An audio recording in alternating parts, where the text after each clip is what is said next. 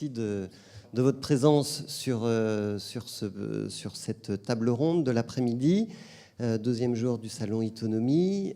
Je suis Frédéric Vuillot, je suis journaliste. J'ai fondé un média qui s'appelle Mediatico.fr qui travaille sur l'économie qui a du sens. Et évidemment, on travaille pas mal sur l'économie sociale et solidaire et on croise du coup beaucoup de sujets dont on parle pendant ces 2 jours sur ce salon. Et donc je vais animer cette table ronde cet après-midi sur la Smart City. Alors la Smart City, qu'est-ce que c'est ? C'est déjà une promesse. On nous dit que la Smart City, c'est la ville intelligente de demain. On nous dit qu'elle va être plus fonctionnelle, qu'elle va être plus agréable, qu'elle va être plus inclusive, plus accessible. Tout ça grâce à l'utilisation des données. Alors, est-ce que c'est vrai ? Est-ce qu'elle va vraiment être porteuse de mobilité inclusive, cette Smart City ? Voilà une question importante. Est-ce qu'elle va être porteuse de mobilité inclusive pour tous ? Voilà ce dont on va parler avec les intervenants de notre table ronde, avec Johan Durieux, qui est juste à côté de moi, responsable du programme Space Infrastructure chez Ariane Group, Rachid Hadda, qui est directeur général de Val d'Oise Numérique, Jean Ambert, PDG du Smart Mobility Lab, c'est une agence de prospective en nouvelle mobilité. Nous avons aussi Arnaud Delcas, qui est cofondateur et dirigeant de scity.coop. Et puis, il fait comme ça parce que tout à l'heure j'ai eu du mal à le prononcer. Et puis Ken Tesser, qui est architecte et cofondateur d'Horizon. C'est une application de géolocalisation intérieure dont on parlera tout à l'heure. Je vais commencer tout de suite avec Johan Durieux. Donc du coup, vous pouvez prendre un micro. Commençons tout de suite par une définition. Quelle est votre définition de la Smart City ? Merci, bonjour à tous. Alors, pour commencer par les définitions, je ne sais pas si ma définition sera la plus intéressante. Et il y a une question aussi qu'on peut se poser, c'est finalement qui doit définir la Smart City. Alors, il y a quelques années, l'Union internationale des télécommunications, qui est un organe des Nations Unies, a réfléchi à une définition de la Smart City et a revu 116 définitions. Et finalement, il n'y en a aucune qui leur ont plu, donc ils en ont élaboré une 117e. Ce qui montre déjà qu'il y avait quand même des questionnements qui se posaient par rapport à cette définition. Finalement, moi, je vais vous proposer la définition du Parlement européen, qui est assez large. Une ville est intelligente lorsqu'elle cherche à répondre à des questions d'intérêt général en utilisant des technologies numériques. Alors, une fois qu'on a dit ça, finalement, on se rend compte qu'il y a des questions sous-jacentes. D'une part, quelle est l'échelle à laquelle on doit se poser la question ? On parle de la ville, mais en fait, la ville a certaines compétences. Il y a des compétences au niveau de la CU, du département, au niveau des acteurs privés. Donc, au-delà de la ville, c'est peut-être la communauté qui est intéressante, plus que le maillon de la ville. Ensuite, les questions d'intérêt général, qu'est-ce que ça recoupe ? C'est améliorer le bien-être du citadin. Probablement, le citadin, on lui a peu posé la question de finalement qu'est-ce qui lui l'intéressait. Donc on répond un petit peu à la question à sa place. Ça peut être aussi optimiser les performances de la ville. Et lorsque la ville optimise ses performances économiques, quelque part le citadin s'y retrouvera toujours. Et puis, le troisième volet dans la définition, c'est les technologies numériques. Qu'est-ce que sont les technologies numériques ? Est-ce qu'on considère plutôt des aspects liés à la donnée, des aspects matériels ? Par exemple, on parle souvent des LED dans les lampadaires. Est-ce que ça, c'est smart ou pas smart ?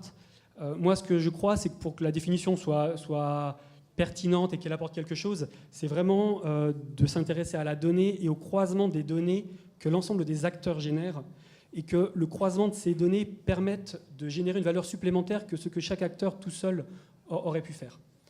Et là, vraiment, on crée une dimension supplémentaire à la Smart City. Alors, pour relier aussi au thème du salon, donc la Smart City, après, elle est décomposée en différents piliers. Alors, ça va dépendre aussi des définitions. Il y a en général un pilier sur la mobilité, un pilier sur l'environnement. Et il y a un pilier qui est souvent absent, c'est le pilier sur le handicap, qui est souvent pas pris en compte. Alors, par rapport à l'inclusion dont vous parliez, il y a une question d'inclusion plutôt par rapport à la facilité ou non des personnes d'avoir accès aux technologies numériques, parce que si on met en place des systèmes qui sont trop complexes pour la moitié des citoyens, ça va être peu intéressant. Par contre, la ville répondant à des besoins d'autonomie et pour l'ensemble des catégories de handicap, c'est une question qui, je trouve malheureusement, est souvent peu abordée. Et donc, je pense qu'on peut se réjouir qu'aujourd'hui, on a à la table des startups qui, eux, se sont penchés sur cet angle et sur cette vision de la Smart City. Alors, je rappelle votre fonction. Vous êtes responsable du programme Space Infrastructure chez Ariane Group. Alors, on connaît, quand on est au Muro, on connaît le poids important d'Ariane Group dans cette ville, sur le territoire alentour. Mais qu'est-ce que vous faites chez Ariane Group comme travail autour de la Smart City ? Oui, donc Ariane Group est effectivement mieux connu pour ses produits volants, le lanceur Ariane 5 et le lanceur Ariane 6 qui est en développement aujourd'hui. Mais en fait, ce qu'il faut bien voir, c'est que lorsqu'on voit un lanceur s'élever dans le ciel, en fait, il y a tout un ensemble d'infrastructures qui ont été nécessaires pour permettre la réalisation et les opérations. Et donc Ariane Group a une compétence sur tout un domaine qu'on appelle les infrastructures critiques, et qu'au-delà des programmes de lanceurs, on cherche aussi à appliquer à d'autres secteurs de l'économie. Donc en fait, on est présent dans d'autres domaines un petit peu moins connus. On est présent par exemple dans le nucléaire civil, on est présent dans la gestion d'aéroports. Et en fait, de manière un petit peu naturelle, sur ces infrastructures critiques, on a dû suivre la tendance du marché et faire des infrastructures qui intégraient cette dimension gestion de données plus sophistiquée de ce qui se faisait il y a 10 ans. Et donc, assez naturellement, finalement, d'être positionné sur le domaine de la Smart City. Nous, une des connexions les plus naturelles par rapport à nos activités, c'est effectivement la gestion d'aéroports, puisqu'on développe aujourd'hui un système qui permet d'optimiser les performances de l'aéroport, à la fois le flux de passagers, le flux logistique et le flux aérien. Et en fait, pour optimiser les performances de l'aéroport, on doit aller chercher des données qui viennent de la ville. C'est-à-dire qu'un train qui va avoir du retard ou un embouteillage sur la route qui mène à l'aéroport, l'autoroute qui mène à l'aéroport, vont avoir des conséquences sur le fonctionnement de l'aéroport. Et à partir du moment où il peut déjà l'anticiper, l'aéroport peut prendre des décisions pour minimiser les impacts. L'aéroport, c'est un petit peu une mini-ville, un petit peu à une seule dimension. Les passagers arrivent d'un côté et sont acheminés par un parcours que vous connaissez bien jusqu'à l'avion. Et alors, on a l'impression parfois qu'on fait la queue dans les aéroports, c'est long et compliqué, mais en réalité, l'aéroport met énormément de choses en œuvre pour minimiser le temps passé dans les files d'attente. Alors, pour des raisons qui vont être plus ou moins mercantiles, qui peuvent être qu'il vaut mieux que vous passiez le temps dans la zone où il y a les magasins que la file d'attente. Mais néanmoins, à la fin, les deux objectifs se rejoignent. C'est-à-dire que l'objectif de l'usager et l'objectif de l'aéroport se rejoignent. Et on est donc vraiment sur on analyse finalement quels sont les indicateurs de performance, les KPI de l'aéroport, et ensuite d'utiliser les technologies du numérique pour parvenir à optimiser ces indicateurs. Vous avez utilisé tout à l'heure le terme de gestion des données, parce que la Smart City, effectivement, elle s'appuie sur des données que l'on va collecter. Et donc, se posons tout de suite la question, quel type de données vont être collectées pour organiser la ville de demain, la Smart City, et pour répondre aux besoins des usagers ? Alors peut-être qu'on pose la question, on est déjà sur finalement la solution avant même de savoir quel est le problème qu'on veut résoudre. Ici, on a donné un petit peu aussi le côté visionnaire de la Smart City, mais après concrètement, aujourd'hui, la Smart City, qu'est-ce qu'elle arrive vraiment à mettre en œuvre ? Et je pense qu'il y a un décalage entre la Smart City comme vision un petit peu du futur et la Smart City telle qu'au jour le jour, on arrive à la construire. En pratique, souvent les projets convergent vers à peu près 3 grandes typologies. L'optimisation des lampadaires, qui est loin d'être le premier consommateur d'énergie dans la ville. L'optimisation de la mobilité via notamment les feux de circulation. Et puis tout ce qui est les plateformes d'administration finalement. Et donc on a en fait beaucoup de mal aujourd'hui à lier différents secteurs entre eux. On a encore des choses qui sont un petit peu, qui ont une certaine granularité et qui communiquent relativement peu. Alors, parce que c'est toujours difficile d'échanger les données, il y a des notions de propriété de données, de licence de données et puis de transparence qui sont assez difficiles. Après, ce qu'on va vouloir collecter, alors sur la mobilité, c'est énorme, c'est finalement le mapping de l'ensemble des flux aujourd'hui qui sont assez inconnus, c'est-à-dire est-ce qu'on sait vraiment dire qui emprunte un passage piéton? Le petit bouton sur lequel on appuie, d'ailleurs on se demande à quoi il est connecté. On n'est jamais sûr qu'il est vraiment connecté au feu, c'est peut-être pour patienter. En fait, c'est une information qu'à un moment donné, quelqu'un a voulu emprunter ce passage piéton et puis voilà, le feu était rouge. Et donc, d'avoir une vision donc, de l'ensemble des données qui permettent de comprendre ces flux et ensuite, derrière, de proposer des solutions qui vont optimiser les flux. Donc ça, c'est un exemple du type de données qu'on peut pouvoir collecter. Merci à vous. Rachid Hadda, vous êtes donc directeur général de Val d'Oise Numérique. D'abord, qu'est-ce que c'est que Val d'Oise Numérique et puis quelle est votre vision de la Smart City? Voilà. Val d'Oise Numérique est un syndicat mixte qui a été créé à l'initiative du département du Val d'Oise et qui regroupe le département du Val d'Oise et l'ensemble des communes et l'ensemble des intercommunalités à travers les communes qui lui ont eu confié toutes leurs compétences numériques. En premier lieu, le déploiement des réseaux, des infrastructures pour mettre plus large, et ensuite sur des compétences facultatives, optionnelles, tout ce qui est services numériques, usage numérique. Et donc, avec ça, on déploie, alors Smart City ou pas, mais en tout cas, on déploie des infrastructures numériques et des services. Ça commence par là. Ça commence par là, voilà. Et puis aussi, on s'implique aussi, d'ailleurs, en partenariat avec INVI sur certains sujets liés numérique et handicap, numérique et autonomie, numérique et santé. Ça s'applique aussi sur la mise en place de plateaux techniques, de démonstrateurs autour de la formation et de l'insertion liés par le numérique et au numérique. Alors comment vous la voyez, cette Smart City? Qu'est-ce que vous êtes en train de construire finalement? Alors, d'abord, la Smart City, il ne faut pas oublier que c'est un concept qui a été inventé par IBM. Et pas forcément pour des bonnes raisons. L'idée derrière, c'était finalement comment le numérique permettra, en segmentant les services urbains, à les privatiser et à donner les clés du camion à des grands intégrateurs qui piloteraient les services qui aujourd'hui sont des services publics. La dématérialisation, je prends un petit exemple, vous regardez aujourd'hui la dématérialisation du permis de conduire. Avant, pour aller faire son permis de conduire, il fallait juste prendre son mal en patience, prendre des photos, prendre le bus, aller à la préfecture, on faisait le permis de conduire. Aujourd'hui, toute la procédure du permis de conduire est dématérialisée. Il y a ceux qui savent pas. Et ceux qui ne savent pas, aujourd'hui, il y a des services monétisés. 50 €, on vous fait toute votre procédure de permis de conduire. Ça, c'est un exemple de privatisation d'un service public. Et c'est ça que vous redoutez le plus? Voilà, c'est ça qu'on redoute. Ça, c'est la première chose. La seconde chose, c'est que la Smart City, il ne faut pas que ce soit qu'elle s'adresse, qu'elle prenne le corps social, les citoyens, qu'elle les saucissonne en marché, et qu'elle s'adresse à eux de manière différenciée selon les besoins spécifiques d'un groupe. Ça, c'est ce qui se passe quand vous rentrez dans un magasin. Il y en a qui aiment les baskets, il y en a qui aiment les chaussures de ville. Voilà, on crée des marchés, on crée des clients. Nous, notre point de vue, on est un territoire. Moi, je ne suis ni une start-up, ni une entreprise.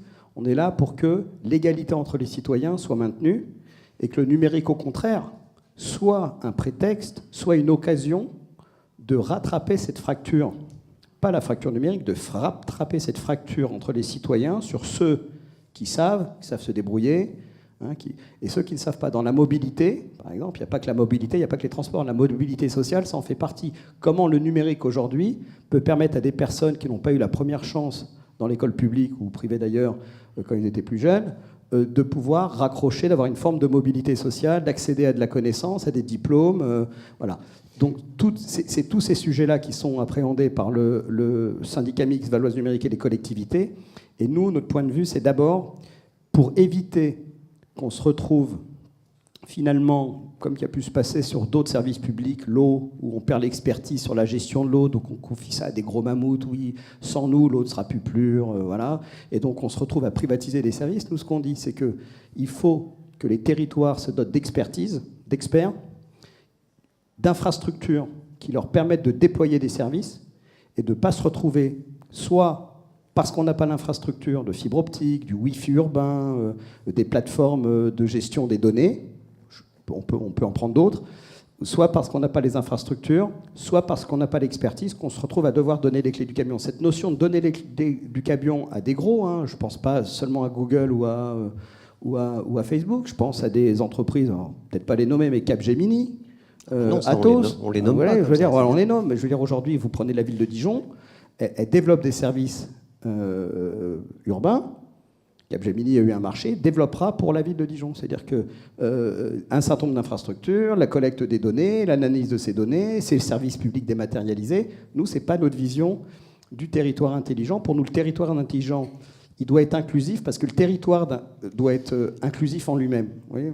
Donc, votre affirmation, c'est de dire, nous ne sommes pas d'abord des clients, nous sommes d'abord des citoyens et des usagers de services publics, Exactement. également de services privés aussi, mais Oui, voilà. oui. Mais ce que vous dites, c'est qu'il faut préserver les services publics. Et qu'est-ce que vous, chez Val d'Oise Numérique, vous essayez de mettre en place pour défendre cette idée-là? Alors, d'abord, dans la concertation, la ville numérique, elle doit se fabriquer on fabrique la ville d'une autre façon, donc il faut associer les citoyens à cette co-construction.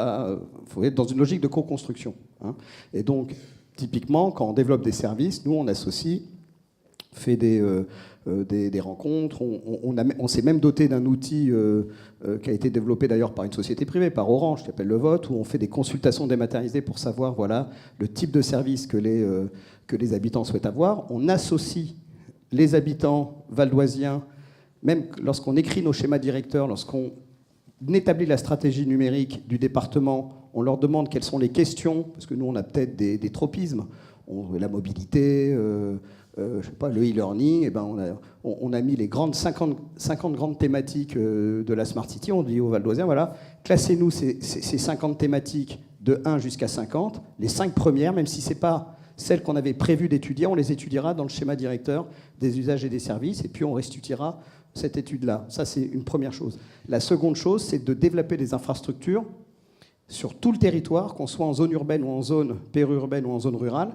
pour que du plus petit village du Vexin, 30 habitants, jusqu'à la plus grosse ville du Val d'Oise, Argenteuil, 130 000 habitants, on puisse développer les mêmes services. Et rapidement, qu'est-ce que vous allez développer comme produit? Donc là, on déploie un réseau de Projet. fibre optique dédié de fibre noire pour permettre pour les usages de l'administration, pour que si des collectivités souhaitent mettre en place des usages spécifiques qui nécessitent de la fibre sécurisée, ils puissent en avoir. Donc ça, c'est la première chose.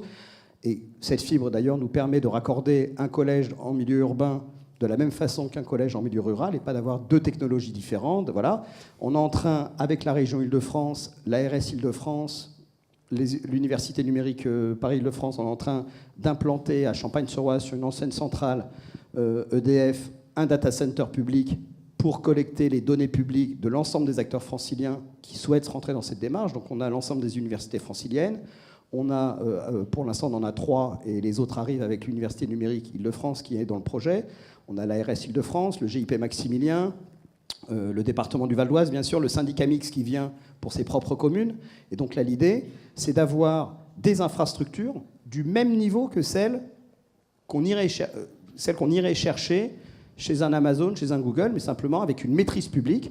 Et ensuite, charge à nous. Ça veut dire que les données seront chez nous.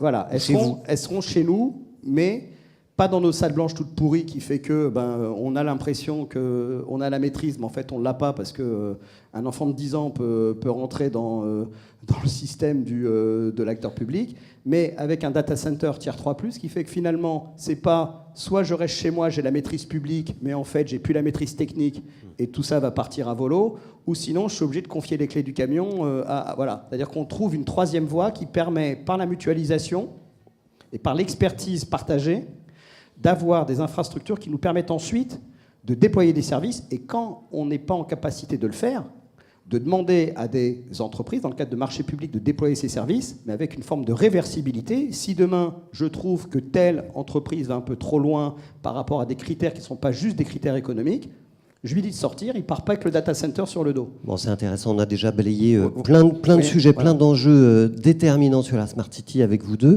On va demander à Jean Ambert, donc PDG du Smart Mobility Lab. Je disais, c'est une agence de prospective en nouvelle mobilité. Qu'est-ce que c'est pour vous que, d'abord, la Smart City, mais aussi, du coup, la Smart Mobilité? Pour nous, il n'y a pas de Smart City sans Smart Mobility. C'est un peu notre slogan. Et également, il n'y a pas de Smart Mobility sans Smart User. En tout cas, sur le fait de vraiment être centré et autour des utilisateurs dans quels que soient les types de mobilité. Alors pour nous, on a plusieurs territoires et piliers d'intervention, dont par exemple la micromobilité. La micromobilité, qui peut ça peut être aussi bien les petits engins de trottinettes électriques ou autres, ou là, par exemple, la notion de smart mobilité a son importance, et on voit avec des nouveaux acteurs entrant aujourd'hui en France. Mais ça peut aussi intégrer la notion de petites voitures scooters électriques pour personnes handicapées. Je sais qu'il y a des expériences qui se font, par exemple, dans des maisons de retraite, avec le fait d'avoir un système de mettre à disposition ce type d'engins pour décloisonner, sortir d'une dimension d'exclusion sociale. Donc, pour nous, la smart mobility prend un contour d'intervention assez vaste, et donc c'est vrai qu'on s'interroge, on est amené à réfléchir sur ce qui va voir le jour, et donc on est dans une dimension de prospective avec l'intégration aussi des data et ce que ça impacte auprès des usagers, des utilisateurs. Quelles sont justement les attentes du marché, les attentes des usagers? Qu'est-ce que vous avez ressenti? Qu'est-ce que vous savez? Alors nous, par exemple, on le développe et on va le sortir pour le salon Autonomie là, qui va avoir lieu dans une semaine. Et donc je suis ravi d'être ici à Autonomie. On sort un baromètre sur le marché, par exemple, de la micromobilité. Là, en termes d'évolution, on voit bien le fait qu'il y a des usages qui sont émergents compte tenu de technologies nouvelles. Il y a des ruptures technologiques, il y a des ruptures d'usage qui font en sorte que des personnes ne vont plus être amenées à prendre leur voiture, ou en tout cas compte tenu de l'engorgement et de la saturation.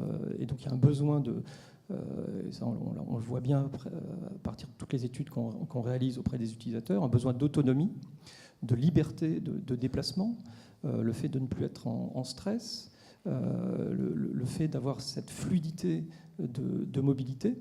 Et c'est vrai que les nouvelles technologies, les smart data, peuvent permettre à une meilleure fluidité des déplacements. Donc du coup, il y a des opportunités business, il y a des opportunités d'inclusion. Quelles sont les opportunités que tout ça génère? Alors, c'est vrai que ça, des opportunités business, je pense qu'il n'y a pas de doute là-dessus, mais le fait qu'elles soient en lien et qu'elles ne laissent pas sur la touche les personnes les plus vulnérables, c'est un vrai sujet. Donc c'est vrai que ça nécessite une réflexion, des efforts et un parti pris. Pendant 20 ans, j'ai une société qui s'appelle Sens Public. La notion de mettre aussi le sens au niveau du service et du service public, c'est un point qui est clé.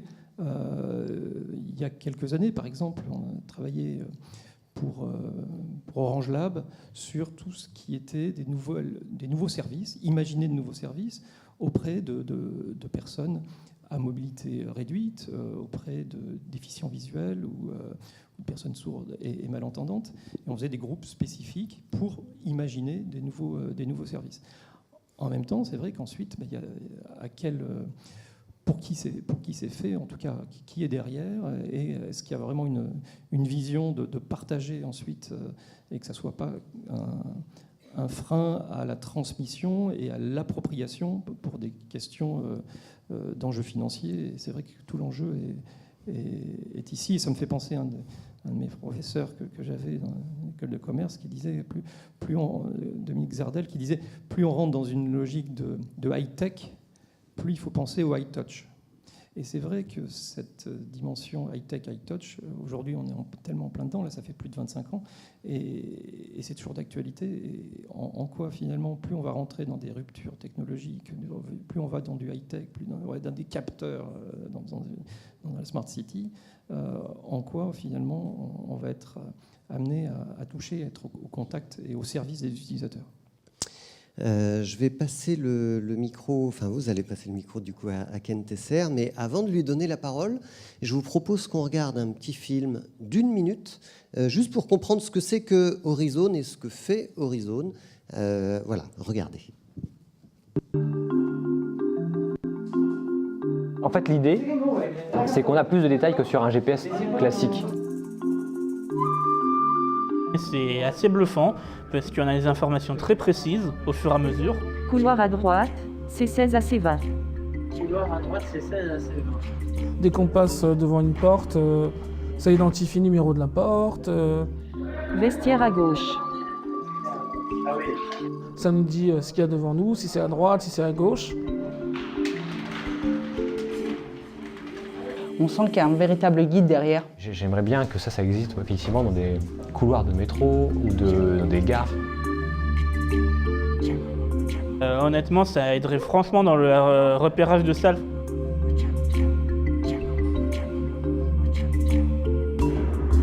Salle C5 à gauche, vous êtes arrivé à destination. Alors, j'ai réussi à revenir. Bravo, monsieur. Je me suis senti vraiment autonome. À mon avis, ça peut servir à tout le monde. Et je pense que c'est ça aussi la force de l'application aussi. Alors, s'il y avait des dispositifs comme ça aiderait vraiment à se diriger dans un lieu inconnu. Ah, je dirais même que c'est l'application qu'on attendait.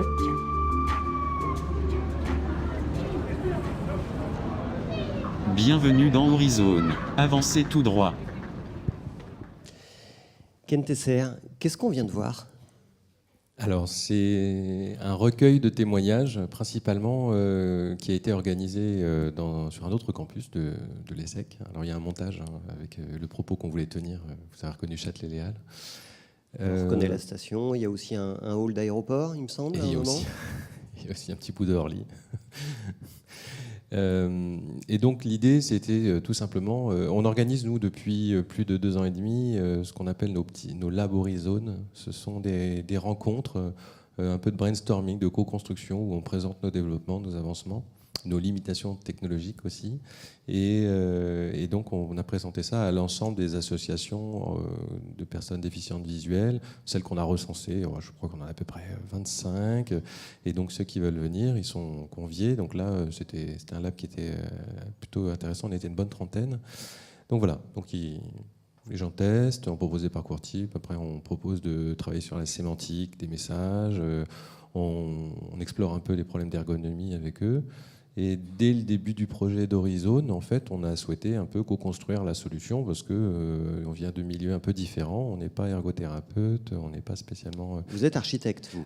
Alors, je suis architecte, mais architecte, c'est celui qui sait rien sur tout, quoi. Les journalistes, c'est pareil. Et, voilà. Donc ça, c'est le propos. D'accord. Donc vous développez avec Horizon une application. C'est une application ? C'est comme ça qu'on peut le... Absolument. C'est Oui. une application smartphone. Je précise qu'elle est gratuite pour les utilisateurs. On la télécharge sur l'App Store, sur l'Android Store, Exact. partout. Voilà, Oui. tout à fait, sur les deux principales plateformes aujourd'hui.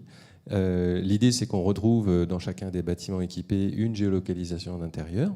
Voilà. En fait, vous êtes le Google Maps de l'intérieur des bâtiments. Voilà, on a des très grands bureaux dans Paris, de 47 mètres carrés. Et voilà. Donc effectivement, on est comme Google, oui. Maps, pardon.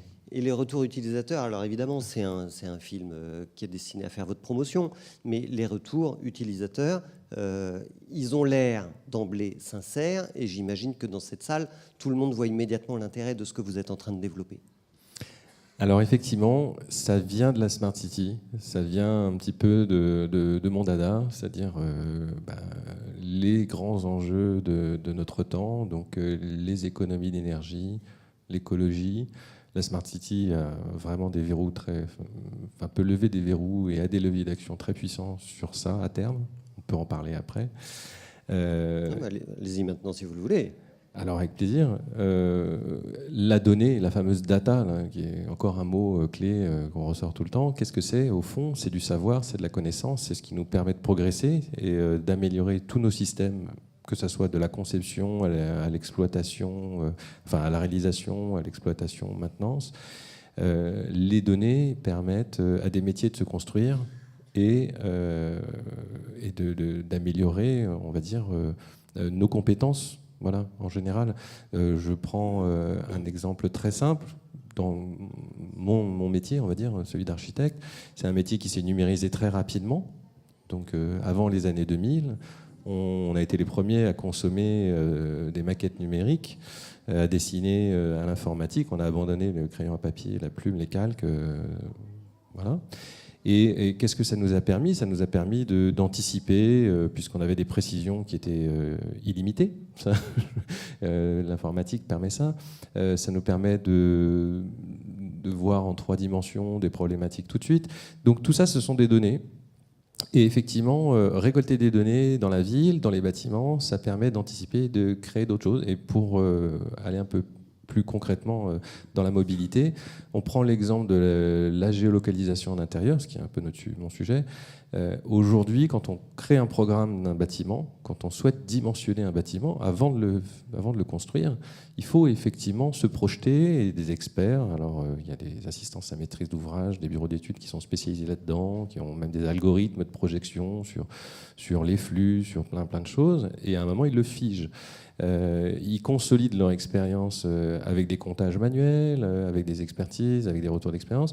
Et par exemple, demain, quand on saura exactement, comme vous le disiez tout à l'heure, qui passe où et quand, enfin qui, on va plutôt dire combien de personnes, parce qu'il y a un problème sur les données, la confidentialité des données, d'anonymiser cela, mais si on a énormément de données là-dessus, on va pouvoir créer des modèles beaucoup plus pertinents pour des programmes et pour l'exploitation après. Ça, c'est sans nul doute un des grands enjeux. Et du coup, selon vous, quels sont à la fois les enjeux les plus importants de la mobilité, mais également les attentes des usagers ?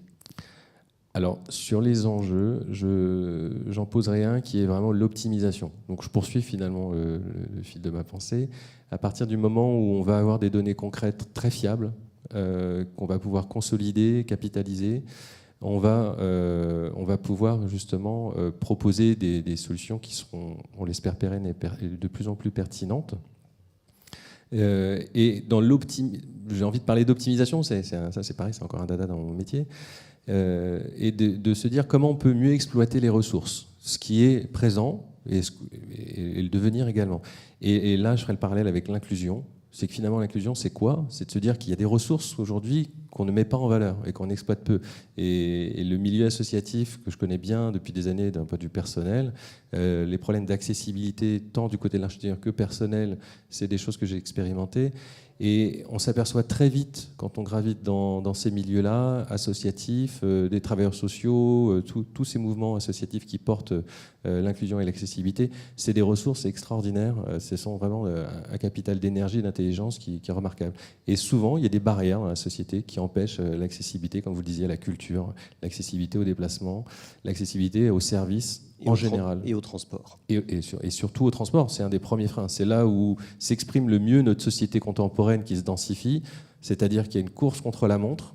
Il faut arriver à 7h30 ou à 8h à un point B en partant d'un point A et débrouillez-vous. Et là, effectivement, l'écart se creuse. La fracture, là, elle se prononce bien. Alors comment on fait pour renforcer cette accessibilité dans les transports ? Alors là, je vais parler plutôt de notre démarche. Effectivement, on est parti du constat que depuis les années 80, l'accessibilité s'est formalisée dans les bâtiments, dans le point de vue urbain. Il y a des lois qui ont commencé à normaliser ça très bien. La loi de 2005 a consolidé ça de manière exemplaire. Après, ils ont vu le chantier titanesque que ça représentait, puisqu'il s'était donné au début 10 ans pour mettre 100% des ERP, des établissements recevant du public, aux normes. Ils ont fait un constat qui a duré 2 ans, de 2015 à 2017, et se dire, on va faire des adaptes et on va repartir sur 10 ans. 9 ans, ou plus long. Mais voilà. Donc, on voit bien que d'un point de vue matériel, l'architecture, qui est le premier socle de l'accessibilité, fait son possible, mais il y a des contraintes financières lourdes, et dans le temps également, dans sa mise en œuvre. Après, il y a effectivement, pour la mobilité, je prends comme exemple la RATP, elle donnait un chiffre, elle prend en charge 1 million de passagers par an avec des accueillants. Voilà, on prend rendez-vous et on est pris en charge complètement. C'est une forme d'accessibilité aussi, très bien, c'est parfait. Mais c'est limité ou ça a un coût, encore une fois, c'est dimensionné. Et effectivement, si on s'aperçoit, nous, l'outil qu'on a trouvé, l'outil numérique, l'outil smartphone, qui quand même aujourd'hui commence à être presque anodin, on a quasiment tout ça dans la poche, sans parler de la fracture numérique, avec les problèmes de courbe de consommateur des âges sur cet outil-là. En tout cas, pour nous, c'était un vecteur puissant de se dire, on peut valoriser l'autonomie des personnes, et on ne vient pas en contradiction avec le cadre bâti, on ne vient pas en contradiction avec la prise en charge des personnes, mais c'est encore une fois, je reviens sur ce que je disais avant, les ressources. Voilà, les gens sont là, et au lieu de dire, soit ils sont livrés eux-mêmes, soit on les prend en charge à 100%, en fait, figurez-vous que toutes ces personnes-là ont des facultés, des ressources, et donc appuyons-nous dessus, valorisons-les. C'est un peu notre propos, donc en même temps, on va se dire, désolé, on ne fait pas tout. Mais peut-être que ça peut aider, en s'appuyant dans cette démarche-là.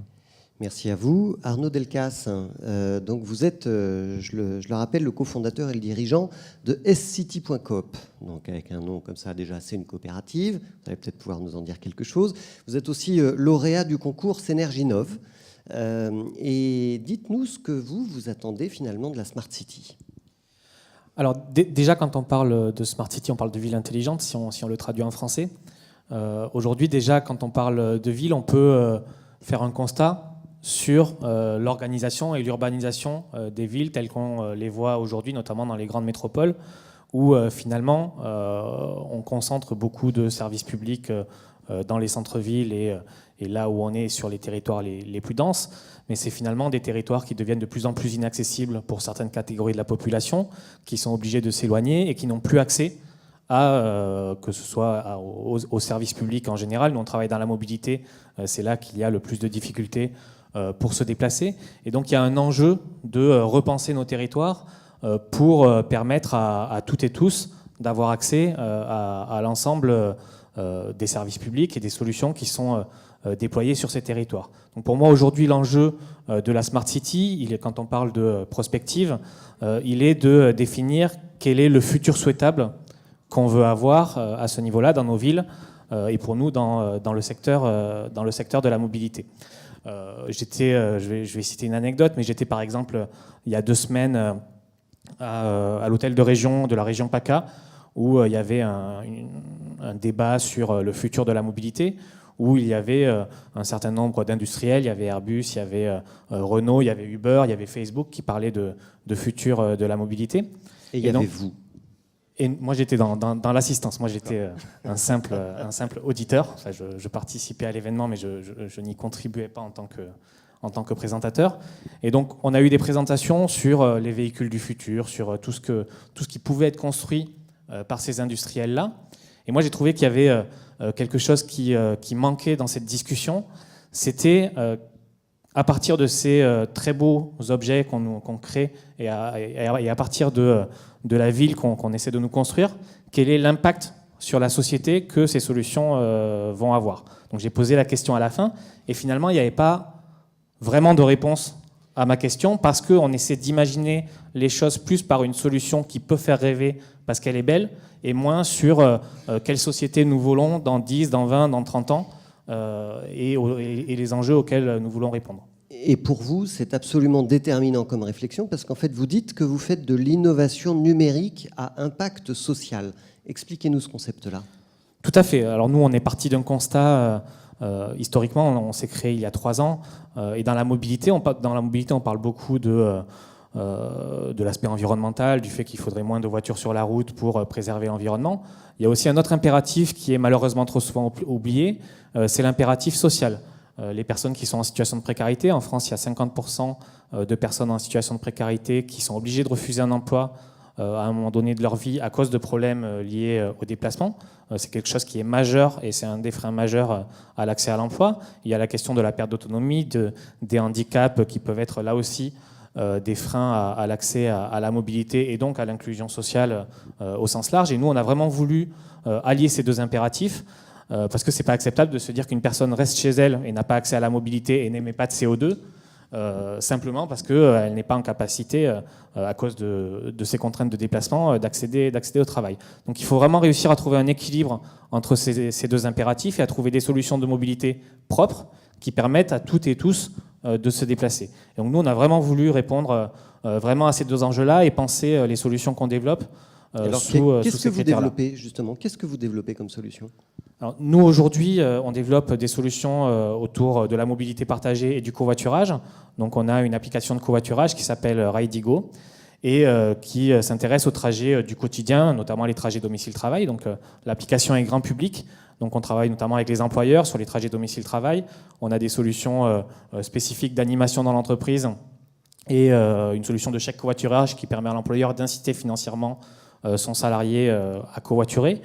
Mais on travaille également avec des acteurs de l'insertion sociale. Et je pense que là, et le lien d'ailleurs avec l'entreprise est pertinent parce que les salariés qui covoiturent pourraient amener des personnes en situation de précarité dans les entreprises lorsqu'il y a des entretiens ou au début d'une nouvelle reprise de poste.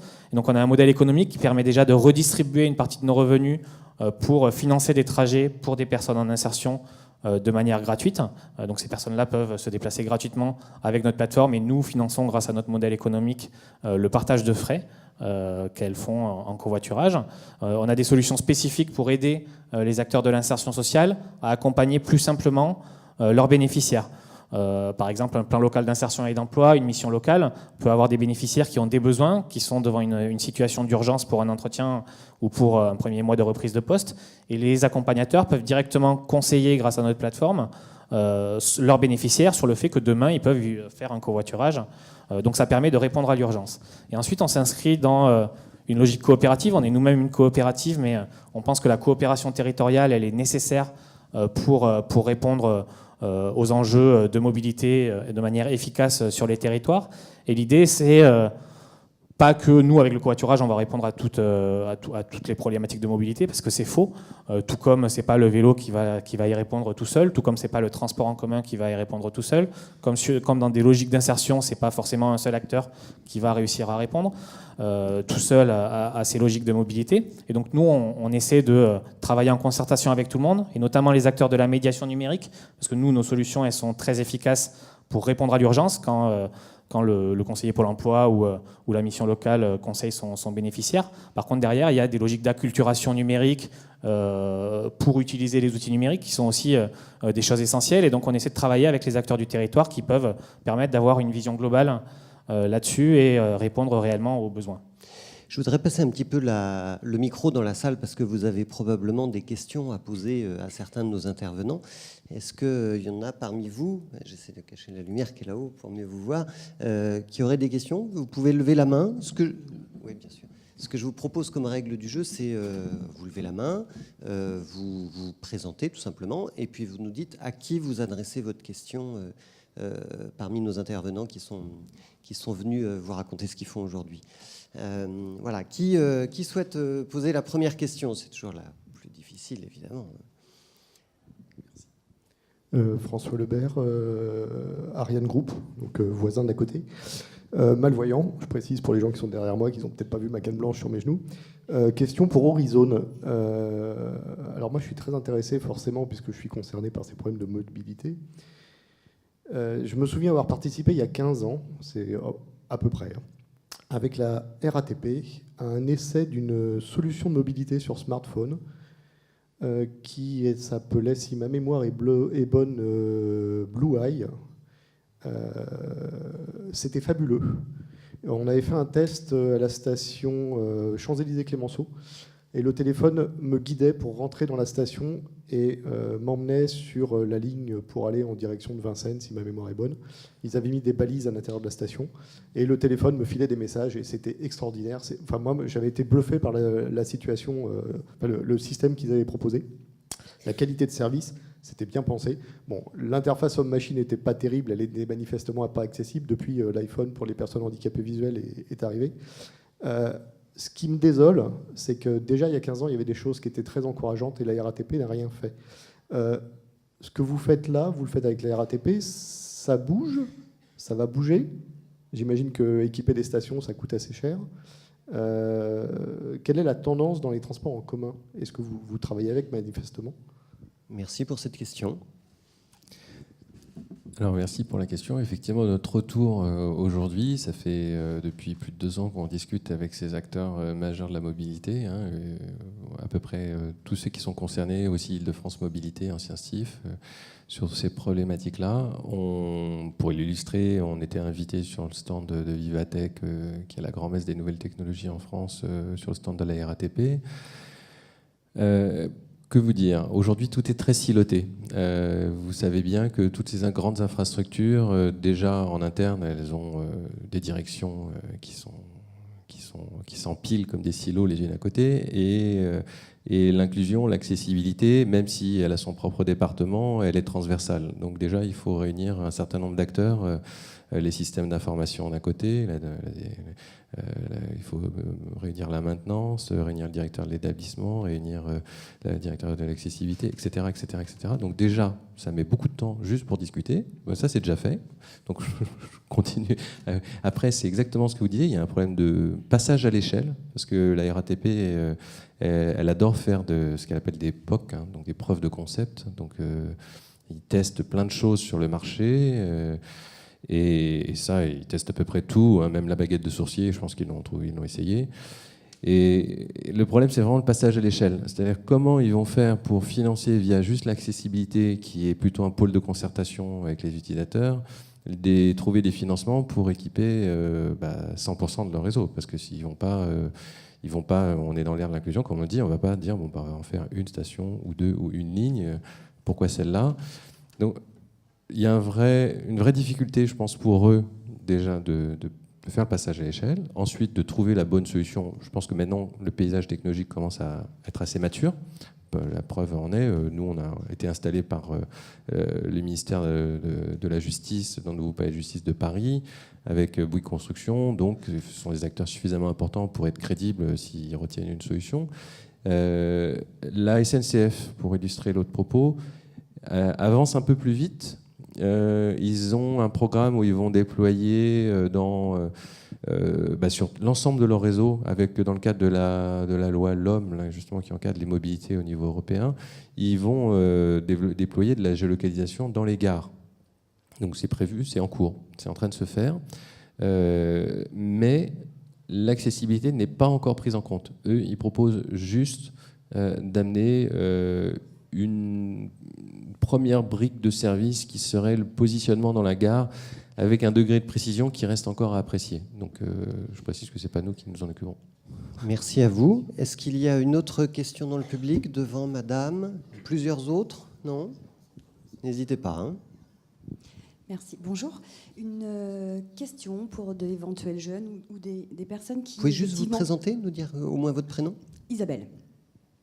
Pour des personnes qui ont envie d'être engagées effectivement dans des projets. Question pour Ken Tesser. Des personnes qui ont envie effectivement de s'engager, de construire des projets ou des solutions pour résoudre des problématiques d'accessibilité. Comment, en fait, votre solution est gratuite. Donc, sans nous expliquer complètement votre business model, comment vous arrivez à... Enfin, est-ce que vous avez un conseil à donner pour... J'imagine que vous avez obtenu des financements, ou comment avoir l'énergie pour, au bout de 2 ans, je crois que c'est le délai que ça vous a pris, pour arriver à faire ce service-là. Merci. Merci. Alors moi j'ai envie de répondre à la première partie de la question, et après je pense qu'il y a d'autres intervenants qui seraient mieux placés que moi pour l'encadrement et l'accompagnement. Oui, mais sur votre modèle économique, c'est intéressant. Alors notre modèle économique, nous on a dès le début assumé le fait d'être une entreprise. Voilà, on est 3 associés entrepreneurs et on a dit on va faire de l'argent. Voilà. Pourquoi ? Alors déjà parce qu'il faut vivre, ça c'est un premier point, et surtout parce que nous on a considéré que c'était une possibilité pour pérenniser une solution. Et ça a été validé très rapidement avec les échanges avec les associations qui nous ont dit les solutions spécifiques, dédiées, encadrées, subventionnées, c'est un point. Mais d'une part, ça devient, comment dirais-je, c'est un peu une étiquette. Et ensuite, la pérennité reste quand même suspendue au fil de qui octroie et qui maintient. Donc pour nous, c'était évident que ça serait sur ce modèle-là. Le deuxième point, on a dit, nous, on veut que l'application soit gratuite. Il y a beaucoup de services dans l'accessibilité ou les aides qui se font comme un échange de services à la personne. Nous, on pense que le numérique, justement, l'ère du numérique, c'est on trouve d'autres moyens. Donc là, en l'occurrence, nous, c'est très simple, on s'adresse au gestionnaire de site. Donc c'est lui qui prend en charge ce service. Et toute la difficulté pour nous, c'est de relier deux mondes qui sont... la première chose qu'on nous demande, c'est bon, bah alors avec votre service d'accessibilité, c'est quoi le retour sur l'investissement? Comment on fait? Sinon, il n'y a pas de raison de l'installer. Enfin, voilà, malheureusement, le philanthropisme a ses limites dans certains milieux. Je dirais qu'aujourd'hui, la géolocalisation en soi, c'est un sujet, mais surtout l'inclusion, c'est un vrai levier justement social et économique. Et ce secteur est en train de prouver petit à petit qu'il peut se monnayer et qu'il a une vraie valeur ajoutée dans beaucoup de cas. Moi, je le disais tout à l'heure, rien que de permettre à des gens de travailler, qui sont des vraies ressources en soi, en améliorant la qualité des transports et des déplacements, c'est déjà un bon levier. Merci. Yoann Buriot, un complément de réponse? Oui, par rapport aux questions sur l'accompagnement et finalement comment travailler avec différents acteurs sur ce type de projet. Alors je vais donner un exemple. Nous, on travaille en ce moment sur une expérimentation de navettes autonomes. Donc l'objectif, c'est de pouvoir à terme avoir des navettes autonomes en circulation sur le territoire des Yvelines et de la communauté urbaine pour faciliter l'accès notamment aux gares et notamment au futur projet EOL. Donc c'est un projet en deux phases, avec d'abord une phase d'expérimentation sur le site d'Ariane Group qui permettra de s'assurer de la faisabilité, de faire un certain nombre d'études avant de les déployer sur le territoire. Et nous, ce qu'on recherche dans le montage de ce projet, c'est finalement de travailler avec alors à la fois le monde académique et aussi le monde des startups pour voir comment on peut enrichir la navette autonome et fournir des services supplémentaires, notamment sur la partie déploiement dans le domaine public. Donc voilà, donc sur ce projet, nous on est très intéressés pour avoir des discussions par rapport à ces idées et de pouvoir embarquer à bord des startups qui pourront contribuer, et notamment sur toutes les questions d'inclusion et sur toutes les questions d'autonomie, qui pourront contribuer à apporter quelque chose pour que cette navette aille encore plus loin que ce qu'elle peut faire aujourd'hui. Rachid Dada aussi, vous voulez réagir? Pour favoriser ce travail collaboratif, nous, au département, donc sur une ancienne SECPA de 1200 m² à Écouen, on a mis en place des plateaux techniques qui sont dédiés à la formation, mais pas seulement, sur un bâtiment qui a été totalement rénové. On a reconstitué une Smart City avec un certain nombre de technologies, d'usages aussi, qui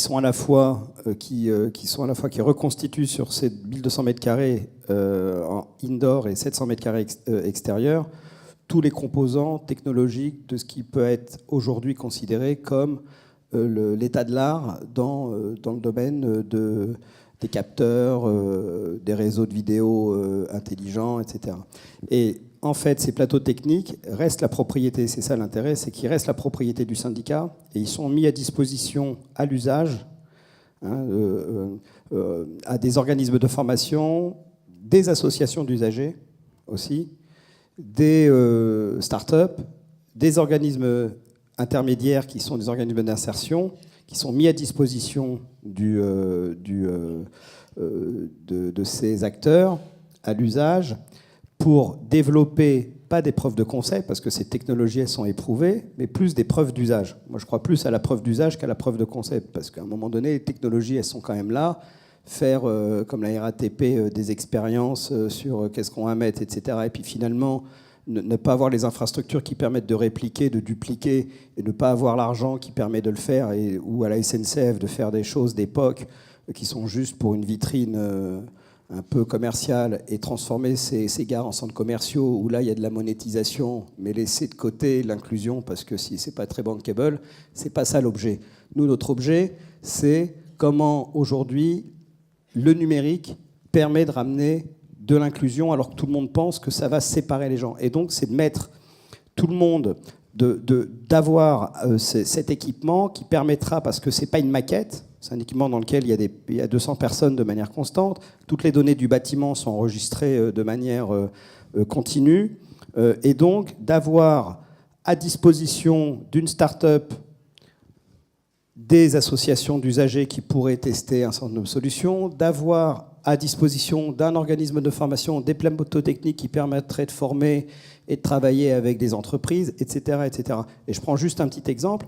On va avoir dans ce hub une classe connectée dédiée à l'autisme. L'idée, c'est avec notamment tout ce qui est robotique, logiciel de pédagogie différenciée, l'intelligence artificielle, de voir comment le numérique permettrait de maintenir dans le milieu scolaire classique des jeunes enfants autistes. On a 3 associations parentales d'entraide, ce qu'on appelle l'entraide à l'autisme, et qui sont en fait des associations parentales, souvent des parents qui ont des enfants autistes qui se sont constitués et qui font tout pour que leurs enfants soient scolarisés dans le milieu scolaire classique. On leur met à disposition des équipements qui sont très coûteux qu'on a achetés, qu'on met à disposition. Des classes pilotes vont expérimenter sur ce site, des professeurs vont être formés, et l'idée, c'est d'ensuite d'objectiver est-ce que des équipements numériques favorisent ou pas l'inclusion des jeunes enfants autistes dans le milieu scolaire classique. Merci Rachid Dada. Je pense que c'est oui, et ensuite on pourrait généraliser les choses. Voilà. Merci à vous, merci à tous les 5, Yohan Duriot, Jean Ambert, Ken Tesser et Arnaud Delcasse pour vos interventions. Il faut qu'on rende la salle, ça y est, cette table ronde est terminée. Merci à vous pour votre participation dans le public, merci aux équipes techniques et puis aux traductrices. Voilà, merci à vous.